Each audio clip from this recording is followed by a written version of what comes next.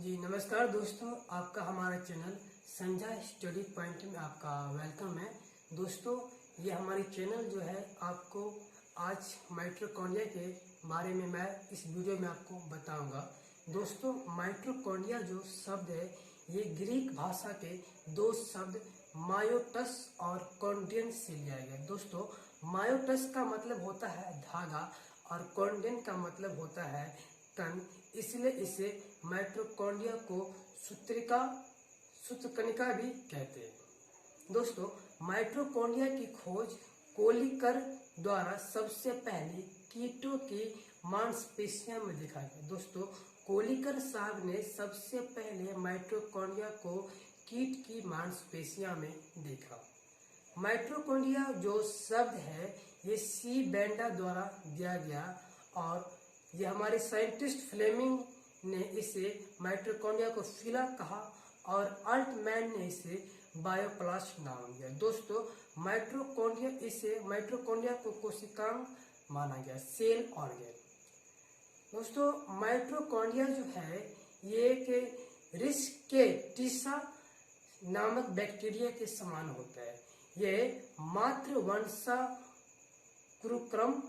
मातृवंशानुक्रम या साइटोप्लाज्मिक वंशानुक्रम का उदाहरण है। दोस्तों, हम जानते हैं कि माइटोकॉन्ड्रिया की संख्या कितनी होती है, नंबर ऑफ माइटोकॉन्ड्रिया। इनकी संख्या भिन्न भिन्न कोशिकाओं में भिन्न भिन्न होती है। इस कोशिका में अलग, उस कोशिका में अलग।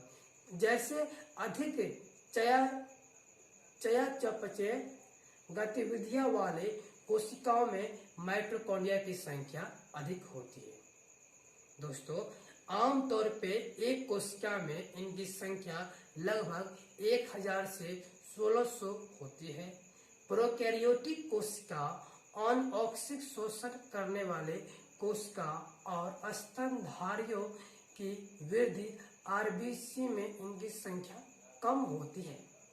दोस्तों, माइटोकॉन्ड्रिया हरित लवक और स्पोरोजोइट की कोशिका में एक माइटोकॉन्ड्रिया होता है। दोस्तों, ये बहुत इंपॉर्टेंट पॉइंट है। माइक्रोटेरिस और स्पोरोजोइट नामक कोशिका में एक माइटोकॉन्ड्रिया होती है। काकोस अमीबा और फ्लेमिक्स में 5 लाख माइटोकॉन्ड्रिया होती है। दोस्तों, बहुत इंपॉर्टेंट पॉइंट है।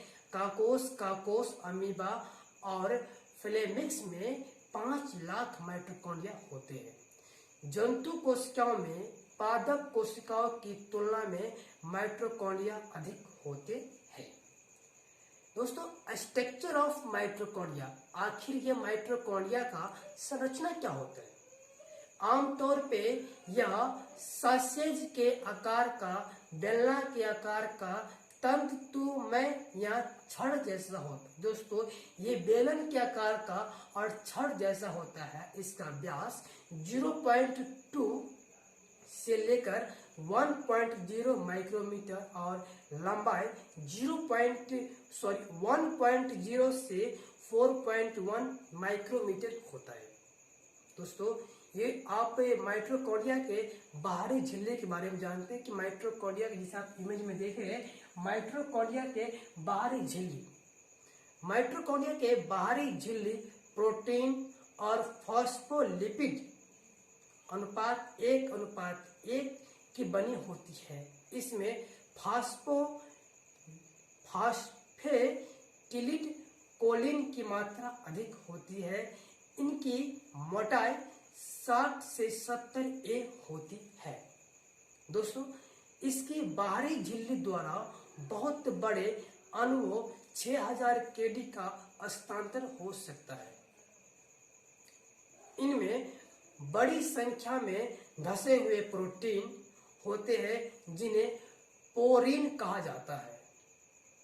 दोस्तों, ये बहुत इंपॉर्टेंट पॉइंट है। जैसे आप जो देख रहे हैं स्लाइड पे, ये बहुत इंपॉर्टेंट पॉइंट है। बाहरी झिल्ली की सतह पर वृंत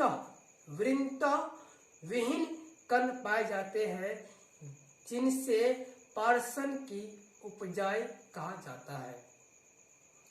दोस्तों हम पढ़ते हैं पैरामाइटोकॉन्ड्रियल अवकाश।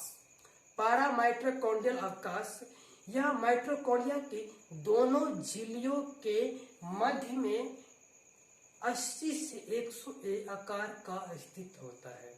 जरा फिर से सुनिएगा, यह माइटोकॉन्ड्रिया की दोनों झिल्लियां के मध्य में 80 से 100 आकार रिक्त स्थान होता है। दोस्तों हमने माइटोकॉन्ड्रिया की भीतरी झिल्ली के बारे में आप जानेंगे।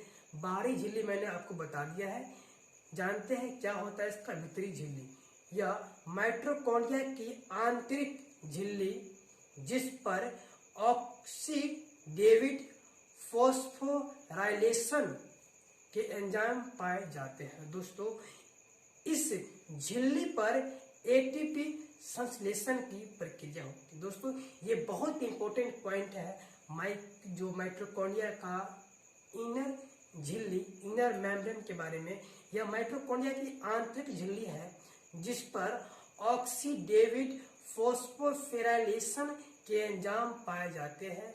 और दोस्तों इसी झिल्ली पर एटीपी संश्लेषण की प्रक्रिया होती है। यहाँ गौर से देखिएगा, एटीपी का फुल फॉर्म होता है एडेनोसिन ट्राइफॉस्फेट। दोस्तों भीतरी झिल्ली की बाहरी सतह को सी फेस तथा आंतरिक सतह को एम फेस कहा जाता है। गौर से सुनिएगा, भीतरी झिल्ली के बाहरी सतह को सी फेस कहेंगे और आंतरिक सतह को हम एम फेस कहेंगे। दोस्तों हम जानते हैं कि क्रिस्टे जो होता है ये माइटोकॉन्ड्रिया का ही पार्ट होता है।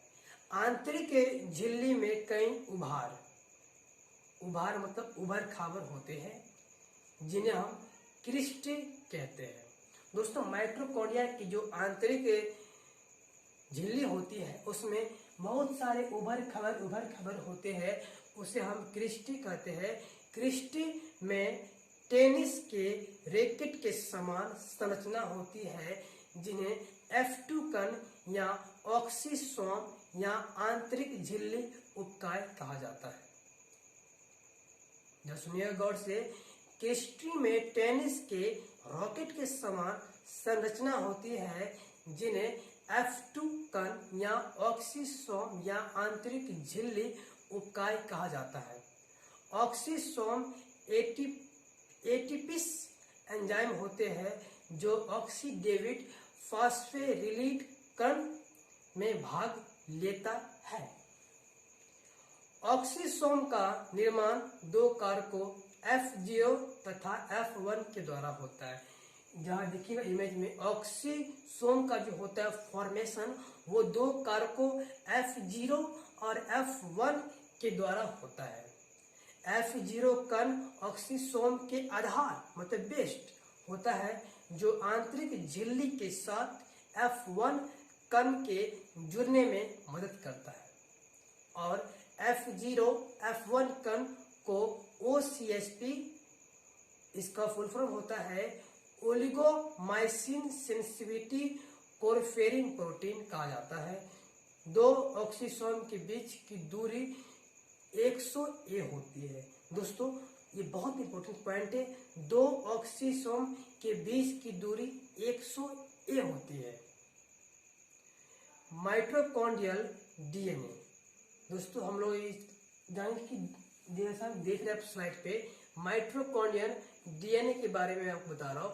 माइटोकॉन्ड्रियल डीएनए का अर्थ होता है स्वायत्त कोशिकांग, इसे बोलते हैं सेमी ऑटोनोमस ऑर्गेनेल कहा जाता है, क्योंकि उनमें माइटोकॉन्ड्रियल डीएनए mtDNA उपस्थित होता है, जिसके कारण यह अपने प्रोटीन एवं एंजाइम का निर्माण खुद कर सकता है। दोस्तों आगे पढ़ेंगे, माइटोकॉन्ड्रियल में जीजोनम का आकार का छोटा होता है। माइटोकॉन्ड्रिया जो होता है दोस्तों, ये जीजोनम का आकार का छोटा होता है। जीजोनम को शॉर्ट में हम mtDNA भी कहते हैं, लेकिन जीन की संख्या बहुत अधिक होती है। mtDNA का आकार जानवरों की तुलना में पौधे में अधिक होते हैं। इसका हम गौर से सुनेंगे कि mtDNA का जो आकार जो होता है वो ज़्यादा होता है।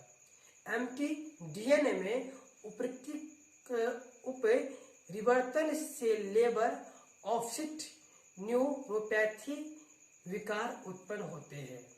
सुनिए गौर से, mtDNA में उत्परिवर्तन से लेबर ऑफसेट न्यूरोपैथी विकार उत्पन्न होते हैं, जिसमें नेत्र की हंक तंत्रिका ऑप्टिक नर्व से जुड़े न्यूरॉन क्षतिग्रस्त हो जाते हैं। mtDNA का उपयोग फार्माकोजेनेटिक संबंधों के अध्ययन के लिए किया जाता है। दोस्तों, मैं बताऊंगा कि राइबोसोम तथा आरएनए। दोस्तों, माइटोकॉन्ड्रिया होते हैं। माइटोकॉन्ड्रिया में 70S राइबोसोम होते हैं जो 50S वो 30S उपइकाइयों से बना होता है तथा कुछ मात्रा में आरएनए पाया जाता है। दोस्तों, माइटोकॉन्ड्रिया का फंक्शन ऑफ राइबोसोम माइटोकॉन्ड्रिया का कार्य क्या होता है? इनमें कोशिकीय श्वसन होती है। इसमें एटीपी का संश्लेषण, एटीपी का भंडार और परिवहन होता है। ये तीनों का कार्य माइटोकॉन्ड्रिया में होने के कारण इसे कोशिका का शस्यगृह कहा जाता है। मतलब कि पावर हाउस ऑफ सेल, मतलब एक सेल का ये ऊर्जा का फैक्ट्री होता है। न्यूरॉन्स में पाए जाने वाले माइटोकॉन्ड्रिया न्यू हार्मोन के निर्माण में मदद करते हैं। न्यूरॉन्स में जो माइटोकॉन्ड्रिया पाए जाते हैं हम दोस्तों, ये न्यू हार्मोन का निर्माण में हेल्प करता है। विटलोजेनिस के दौरान माइटोकॉन्ड्रिया में माइटोकॉन्ड्रियल काइनेज एंजाइम प्रतीक को घना और अघुलनशील बनाता है। दोस्तों, मैं आपको बता रहा हूं कि माइटोप्लास्ट यदि माइटोकॉन्ड्रिया की बाहरी झिल्ली को हटा दिया जाए तो इसे माइटोप्लास्ट कहते हैं, और बाहरी झिल्ली को हटा देने पर माइटोकॉन्ड्रिया कार्य कर सकता है।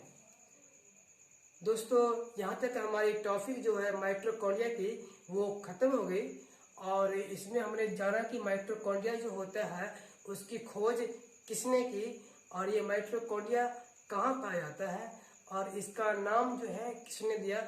ये सारी बातें हमने आज इस वीडियो में जानी। अगर आपको कोई भी प्रश्न और कोई भी क्वेश्चन है तो प्लीज़ आप हमारे कमेंट सेक्शन में जाके आप कमेंट कर सकते हैं। दोस्तों, आज का हमारा टॉपिक यहीं तक एंड होता है। मैं आपको कल नेक्स्ट डे में आपको बताऊंगा कि लाइसोसोम के बारे में हम पढ़ेंगे। तब तक दोस्तों, आप अपने घर में स्टे होम करके ही ऑनलाइन क्लास कीजिए।